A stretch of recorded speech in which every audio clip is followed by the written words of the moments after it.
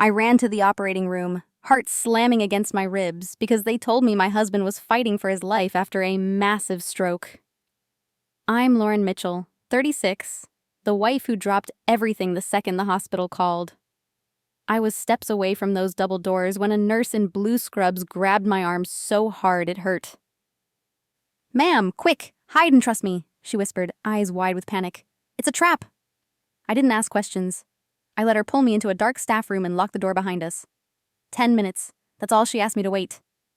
10 minutes later, I heard the doors hiss open. I pressed my eye to the tiny gap under the door, and what I saw froze every drop of blood in my body. My husband, the man they said was on the edge of death, walked out laughing, strong, healthy, not a single tube or monitor on him. He high-fived the surgeon like they'd just finished a round of golf. And standing right there with her arm around him was the woman I was never supposed to worry about. That's when I realized the person they really wanted on that operating table was me. If you're already hooked and want to know how I turned the table on all of them, smash that like button, hit subscribe, and turn on notifications because this story is about to get insane. Let's go. That night, the rain hammered the windshield so hard the wipers couldn't keep up. I was still in the silk pajamas I'd thrown on after dinner when the house phone rang, the one we barely used. The voice on the other end was flat, professional, ice cold. "Mrs. Lauren Mitchell, your husband Derek has suffered a massive stroke. He's being rushed into emergency surgery at St. Mercy Medical Center. Come now." I dropped the phone, grabbed my keys, and ran. The drive that normally took 25 minutes felt endless, every red light a punch in the gut. By the time I skidded into the emergency bay, my clothes were soaked and my hands wouldn't stop shaking. I bolted through the sliding doors, screaming Derek's name. A nurse at the desk pointed toward the surgical floor. 4th floor, Oregon 7. Red light on. I took the stairs 2 at a time, lungs burning, and burst into the corridor. The double doors stared back at me, the reddened session sign glowing like fresh blood. I reached for the handle, ready to shove my way in, when fingers clamped around my wrist. A young nurse I'd never seen before yanked me sideways, her grip bruising. Selena, her badge read. Her eyes were huge, terrified. "Ma'am, you can't go in there," she hissed under her breath. I tried to pull free. "My husband is dying in there, let me go." "No," she whispered, dragging me toward a narrow, unmarked door behind a supply cart. "You don't understand. This whole thing is a setup. Hide with me or you're next." I froze, the word setup slamming into me harder than the rain outside. Something in her face made me follow. She shoved me inside a cramped staff break room that smelled of burnt coffee and bleach, locked the door and pressed her back against it. "Stay quiet and listen," she breathed. Through the thin wall, I could hear muffled voices, footsteps, the clatter of metal trays. Selena checked her watch. 10 minutes. That's when they think the procedure will be finished. I didn't know what she meant yet, but my stomach already did. She motioned me to the floor. We knelt together and she eased the door open just a crack, enough for one eye. The hallway stretched empty under harsh fluorescent lights. Then the red light above or 7 clicked off. The doors swung open with a soft hydraulic sigh. First out was Dr. Gregory Harlan, our family cardiologist for the last 8 years, still in his surgical cap and gown. He peeled off his gloves, tossed them into a bin, and stretched like he'd just finished a routine checkup. No sweat, no urgency, no grief. Behind him stepped my husband Derek, 6'2", broad shoulders, looking better than he had in months. No oxygen mask, no IV, no weakness from a stroke. He was laughing, actually laughing, as he high-fived Dr. Harlan, and wrapped around his arm, leaning into him like she belonged there, was Vanessa Brooks, his 29-year-old executive assistant I'd been told 100 times was just professional. She wore a tight black dress under an open white coat, heels clicking on the tile. Derek kissed the side of her head, casual, possessive. Dr. Harlan checked his phone and smirked. "Perfect timing. The fake ambulance report is already in the system. By morning, the insurance company will see Derek Mitchell as critical." Vanessa's voice was pure venom wrapped in sugar. Can't wait to see Lauren's face when she realizes the kidney she's about to donate to save her dying husband is the last thing she'll ever do. Derek chuckled, the same deep laugh that used to make me feel safe. $8 million, baby. We'll be on a beach in Grand Cayman before they even schedule the funeral. I felt the floor tilt under me. Kidney donation. 3 months ago, Derek had sat me down with a stack of forms, said it was routine cross-coverage in case either of us ever needed an organ. I'd signed without reading every page because I trusted him. I'd signed my own death warrant. Selena's hand found mine in the dark and squeezed hard, grounding me before I screamed. Through the crack, I watched them walk away, Derek's arms still around Vanessa, Dr. Harlan already typing something on his tablet, probably adjusting the forged chart. Their footsteps faded toward the private elevator. The hallway fell silent again except for the low hum of the vending machine behind us. Selena slowly closed the door and locked it. Only then did she let go of my hand. My entire world had just shattered in under 2 minutes, and the pieces were cutting me from the inside. Selena eased the door shut again and turned the deadbolt with a soft click. The tiny room suddenly felt smaller, the air thick. She crouched in front of me, voice barely above a whisper. I've been watching Dr. Harlan for 2 years. He doesn't save rich patients, he harvests them. One unexpected complication during surgery and the payout is clean. My throat closed. She kept going. Tonight the chart said Derek came in coding from a stroke. No ambulance record, no ER intake, nothing. The file was created manually from Harlan's office an hour before they called you. I pressed a hand over my mouth to keep the sound inside. Selena pulled a folded sheet from her pocket and smoothed it on the floor between us. A real progress note, dated 3 days ago. Derek Mitchell, full cardiac workup, perfect health, no blockages, no risk factors. Next to it, a second page, my name at the top, $8 million life policy with a rider that paid triple for accidental death or organ donation complications. My signature at the bottom. She tapped the rider clause. They scheduled you as the compatible donor for tomorrow morning. You walk in to save your husband, they put you under, and you never wake up. Massive bleed out blamed on a rare reaction. Derek collects everything. The paper shook in my fingers. Vanessa's voice still echoed in my head, talking about beaches and new lives. I looked at Selena. Why are you doing this? Because my mom was one of his complications last year. Different hospital, same story. They called it fate. I call it practice. Her eyes were steady, burning. I believed her. Footsteps passed in the hallway, slow and confident. Selena froze until they faded. She reached into her scrub pocket and pressed a white master keycard into my palm. We don't have much time. They'll page you to recovery any second. Tell you Derek's stabilized but needs an emergency kidney transplant only you can provide. You have to play along long enough to get proof that can't be erased. My pulse hammered in my ears. What kind of proof? 2 things. First, the original health report in Harlan's basement office. Second, the security footage of Derek and Vanessa arriving through the staff garage. No ambulance, no stretcher. If we get both, the police have to listen. She checked the crack under the door again. I'll create a distraction upstairs. When the fire alarm goes off, every guard on this floor will head to the opposite wing. That buys you maybe 4 minutes to reach the basement. I stared at the keycard like it weighed 100 pounds. She gripped my shoulders. Lauren, you're the only one who can still walk out of here on your own. Don't waste that. My phone buzzed against my thigh, Dr. Harlan's name flashing. Selena nodded once. Answer it. Sound broken. Buy us time. I swiped accept and let the tears come for real. Doctor, please tell me he's okay. I managed between sobs. His voice was warm syrup. Lauren, he pulled through the worst, but we found something critical.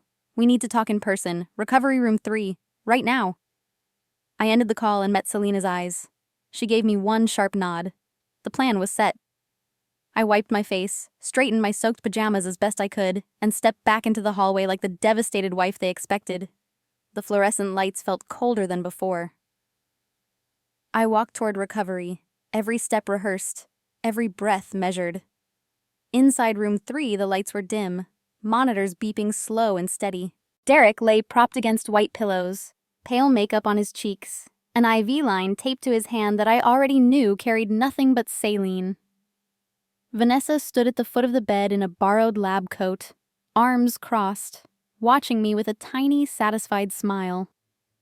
Dr. Harlan closed the chart in his hands and stepped forward, face arranged in perfect sympathy. "Lauren, sit. There's no easy way to say this."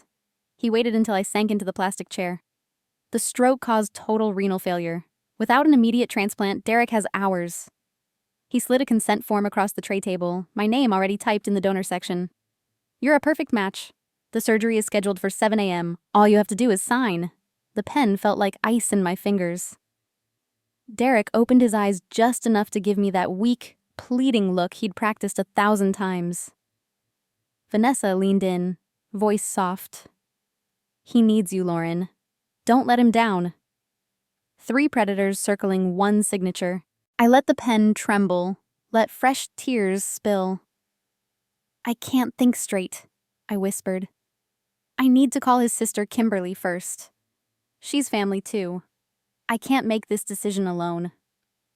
Dr. Harlan's smile flickered for half a second. Vanessa's eyes narrowed. I stood up fast, knocking the tray, papers scattering. "I need air. I'm going to be sick." Before either of them could stop me, I bolted out the door and down the corridor, sobs loud enough to sell the performance. The second I rounded the corner, the fire alarm exploded overhead, shrill and deafening. Nurses poured from rooms, security radios crackling. Chaos, exactly as promised. I didn't look back. I slipped through the staff-only door at the far end of the corridor and swiped Selena's keycard against the service elevator panel. The metal box dropped fast, stomach lurching, until the doors slid open onto the basement level. Cold, damp air hit me first, then the smell of mold and old concrete. Pipes hissed overhead, dripping onto the floor in a steady rhythm that echoed like a countdown. I moved fast, sneakers silent on the cracked tile, following the faded signs toward administrative archives. Dr. Harlan's private office sat at the end, heavy wooden door with a brass nameplate. The keycard flashed green. Inside, the room was nothing like the sterile floors above. Thick carpet, leather chairs, a wall of framed medical awards. I went straight for the locked credenza behind the desk. The same MasterCard popped the drawers. Top one held patient folders marked Special Procedures. I flipped through until I found Derek's real cardiac report, stamped perfect health in bold red, dated 4 days ago. Underneath lay a second folder, my name on the tab. Inside, the $8 million policy, the organ donor rider highlighted in yellow, and a sticky note in Harlan's handwriting. Mitchell, L. Scheduled donor 7 o'clock. Confirm anesthesia overdose protocol. My blood turned to ice. I pulled my phone, hands shaking but steady enough, and snapped clear photos of every page. Next drawer. A thin ledger showing 6-figure wire transfers from offshore accounts into Harlan's personal foundation, all dated within a week of previous complications. More photos, evidence that could not be explained away. I slid everything back exactly as I found it and moved to the server room 2 doors down. The heavy metal door accepted the same card. Rows of blinking racks hummed in the refrigerated dark. A single workstation glowed in the corner, monitor cycling through live feeds. I found the underground garage timeline, rewound 2 hours, and there it was. Derek and Vanessa stepping out of his black SUV at 11:47 p.m.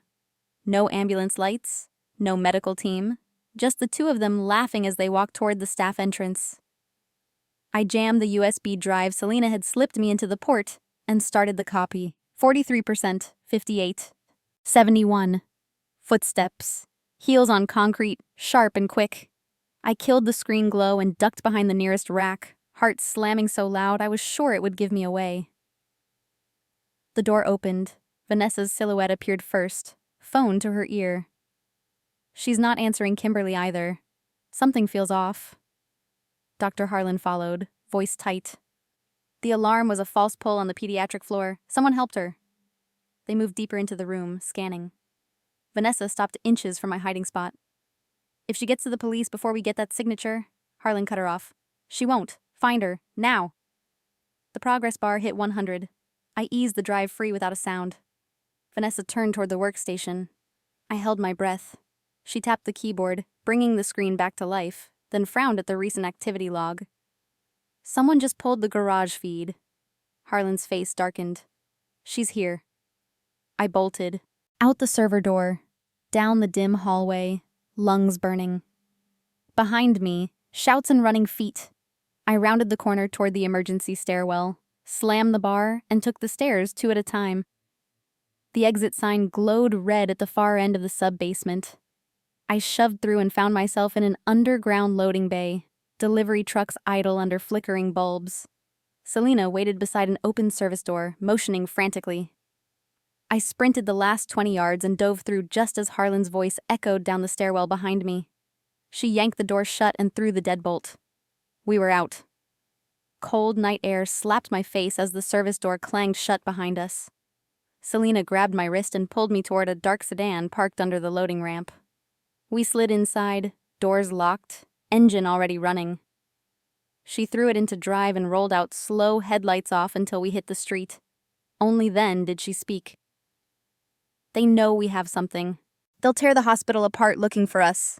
I clutched the USB drive and phone like lifelines. She glanced over. First stop, my apartment. I have a safe scanner and an external drive. We make 3 copies and upload 1 to a secure cloud only I can access. The city blurred past, rain still streaking the windows. 20 minutes later, we pulled into an underground garage in Midtown. Her place was small, neat, walls covered with printed articles about suspicious surgical deaths. She plugged everything in, fingers flying across the keyboard. Files transferred, photos uploaded. A second encrypted drive went into a fire safe bolted to the floor. When the progress bars finished, she finally exhaled. Now we're bulletproof. My phone lit up. 8 missed calls from Kimberly, Derek's younger sister. I stared at the screen.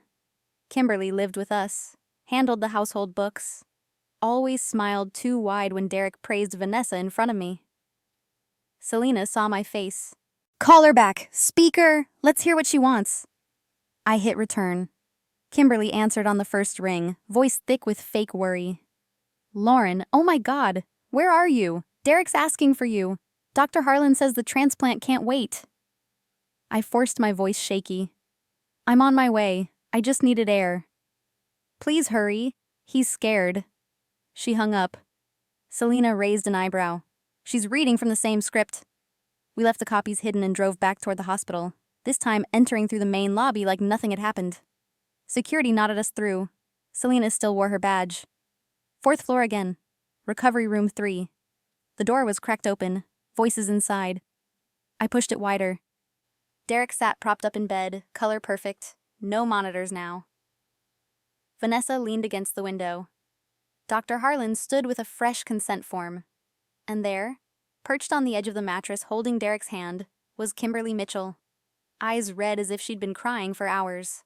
The room went still when they saw me. Kimberly jumped up first. Lauren, thank God. She tried to hug me. I stepped back. Derek managed a weak smile. Babe, come here. They explained everything. I'm sorry I scared you. Dr. Harlan extended the new form. We can still do the procedure tonight if you sign now. Private OR is prepped. Vanessa watched me with cold triumph. Kimberly added softly, it's what family does. 4 sets of eyes waiting for the pen. I took 1 slow step inside, let my shoulders slump, let fresh tears rise. Then I looked straight at Kimberly. Family, huh? So tell me, how long have you been splitting the insurance money with them? The room froze. Kimberly's face drained of color. Derek sat up straighter. Vanessa's mouth opened, closed. Dr. Harlan recovered first. Lauren, you're in shock. Let's not say things we can't take back. I pulled my phone, held it up, and hit play on the recording I'd started the second I crossed the threshold. Selena's apartment upload had triggered a hidden app. Live audio streaming to the same cloud. Every word since I walked in was already saved off-site. Kimberly lunged for the phone. I yanked it away. Derek swung his legs off the bed, suddenly strong. "Give me that right now." Vanessa moved to block the door. Dr. Harlan reached into his coat pocket. The situation flipped in a heartbeat. They weren't waiting for a signature anymore. They were cornering prey. The door behind me slammed open with a bang that made the window rattle. Selena stepped in, flanked by 2 uniformed hospital security officers, radios crackling. She held up her phone, screen glowing red. Live streaming to cloud. Do not delete. The room turned to stone. Derek's face twisted first, rage replacing the fake frailty. He lunged off the bed straight at me, hands reaching for my throat. One guard caught him mid-air and slammed him back onto the mattress, cuffs already out. Kimberly shrieked and tried to claw past the second officer. Vanessa bolted for the bathroom door, but Selena blocked her with a shoulder check that sent her sprawling. Dr. Harlan backed against the IV pole, eyes darting for an exit that no longer existed. The taller guard barked into his radio. "Code Silver. 4th floor recovery 3. Multiple suspects. Request city units now." Derek thrashed under the knee in his back. "You have nothing. This is my wife. She's hysterical." Selena stepped forward and held her phone higher. "Actually, we have everything. Cloud backups, time-stamped footage, forged charts, offshore payments, and every word you just said in this room." Kimberly's mask shattered. She rounded on Derek, voice shrill. "This is your fault! You said she'd sign by morning. I was supposed to get the house in Naples." Vanessa scrambled up, hair wild.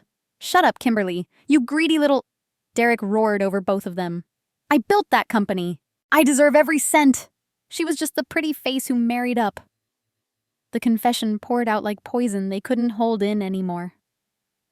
Dr. Harlan tried one last move, sliding a hand toward the call button. Selena kicked it out of reach. Outside the door, boots pounded closer. City police now. Kimberly lunged at me again, nails aiming for my eyes. The female officer caught her by the waist and dropped her hard.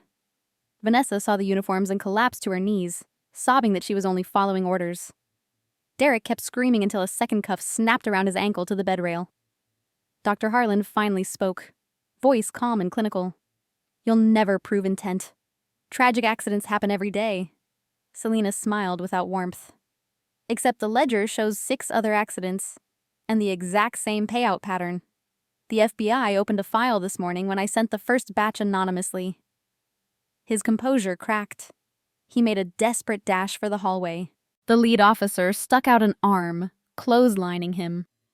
Harlan's feet flew out from under him, head cracking hard against the metal supply cabinet. He slid down the wall, eyes rolling back, blood pooling under his skull. The room went silent except for Kimberly's whimpers and Derek's ragged breathing. 2 detectives pushed through the growing crowd, badges flashing. Selena handed over the master drive without a word. They started reading rights. Derek locked eyes with me across the chaos. For the first time in years, real fear lived there. I didn't look away. The hallway outside the courtroom smelled of bleach and old coffee. Federal prosecutors had moved fast once the cloud files hit their desks. Derek faced charges of conspiracy to commit murder for hire, insurance fraud, wire fraud, and attempted aggravated assault on me the night he lunged. Vanessa took a plea for 25 years in exchange for testimony against the others. Kimberly, the one who'd actually found Dr. Harlan and pitched the kidney scam as the cleanest way to get me out of the inheritance, drew 31 years, no parole. Dr. Harlan never woke up from the brain bleed caused by his own fall. He stayed on life support long enough for the state medical board to revoke his license and the hospital to be slapped with a $200 million wrongful death settlement to the families of his earlier victims. Then the plug was pulled.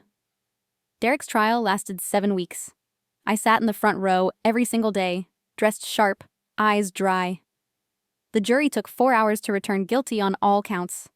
The judge handed down life without parole, plus a consecutive 40 years for the financial crimes.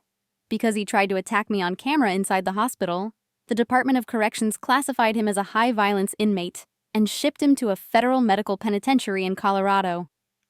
That's where the real punishment began. During the struggle with the guards the night everything exploded, Derek had twisted violently while cuffed to the bed rail. The sudden jerk ruptured 2 cervical discs and severed his spinal cord at C4. Quadriplegia, permanent, from the neck down. He would spend the rest of his life on a ventilator, fed through a tube, unable to move anything except his head and eyes.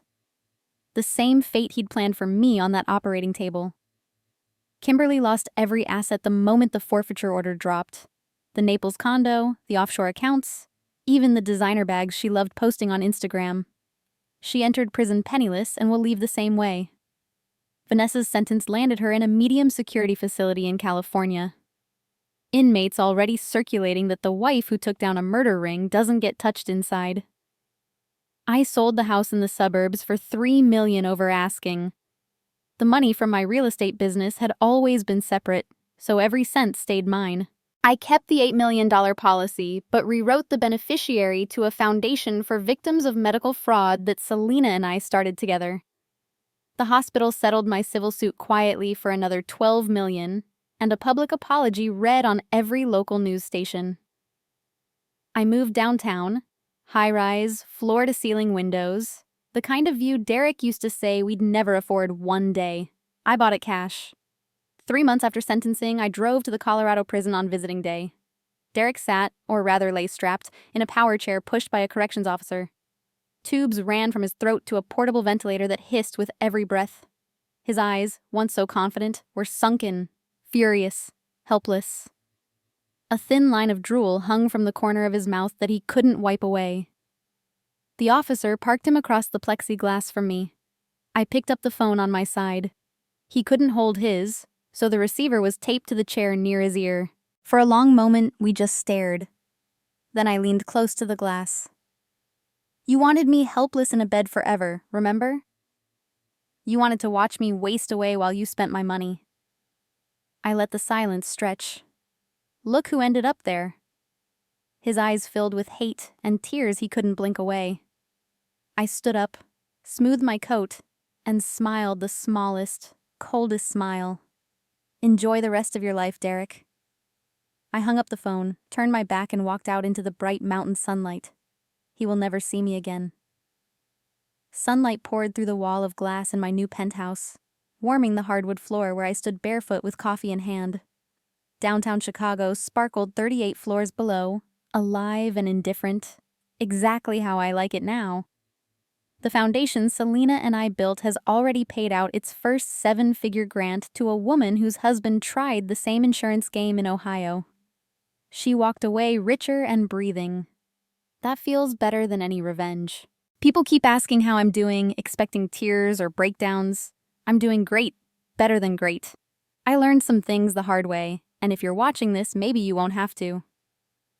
First, love can be a weapon if you let the wrong person hold it. Derek didn't wake up one day and decide to kill me. He spent years laying the foundation, tiny lies, separate accounts, harmless flirtation at the office, papers I signed without reading. Never sign anything you haven't read twice. Never trust someone just because you sleep next to them. Second, money talks louder than wedding vows. The second I started earning more than him, I became a problem to solve. The second his company started bleeding cash, I became the solution. Know your worth and protect it like your life depends on it, because sometimes it does. Third, family isn't always blood. Kimberly shared DNA with Derek, shared a last name with me, and still chose a beach house over my heartbeat. Selena, a stranger in scrubs, risked everything to pull me out of that room. Choose your people carefully, and when someone shows you who they really are, believe them the first time. Fourth, the system works, but only if you make it impossible to ignore. One blurry phone video or one scared nurse isn't enough. I walked out with time-stamped footage, forged medical records, bank transfers, and a live confession recorded in real time. Evidence beats emotion in every courtroom in this country. Stack it high, back it up in 3 places, and hand it over yourself. Last, weakness is expensive. The old Lauren would have collapsed in that hallway, begged Derek to explain, signed the form just to keep the peace. That Lauren would be dead.